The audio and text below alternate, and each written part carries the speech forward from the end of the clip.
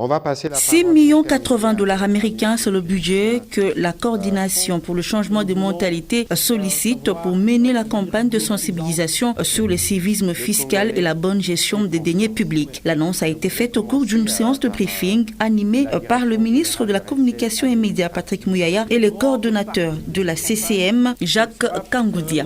Donc les régies financières ont délégué chacun un membre. Donc avec un seul membre de la coordination pour le changement de mentalité, ils se sont retirés. Ils ont fait un budget en considérant que la campagne sera sur toute l'étendue de la République pendant une période de 6 mois. Une grande partie de cette campagne, donc une grande partie de l'argent de la campagne sera pris par la communication. Le budget total est de 6 millions quelque chose. Donc 6 millions 080, quelque chose comme ça.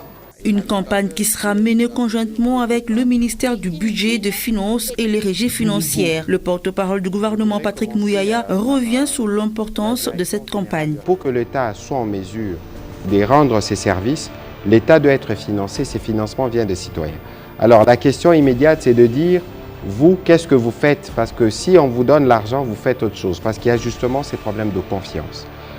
C'est pour vous dire que le président de la République est conscient de cette réalité. S'il a tenu lui-même à lancer cette campagne et vous avez vu que toutes les institutions étaient représentées, c'est parce que nous voulons marquer la différence justement. Cette campagne qui a été lancée par le chef de l'État lui-même le week-end dernier va durer 6 mois. Les responsables des régies financières ont été associés à cette séance pour expliquer l'importance de payer les taxes et les impôts. Mais pour bon nombre d'observateurs, cette campagne risque de ne pas atteindre les objectifs poursuivis car les gouvernants eux-mêmes entretiennent une opacité autour de leurs revenus. Ajoutez à cela une gabegie financière qui caractérise nos institutions. Un tableau qui risque de décourager le Congolais lambda à s'acquitter de ses devoirs civiques.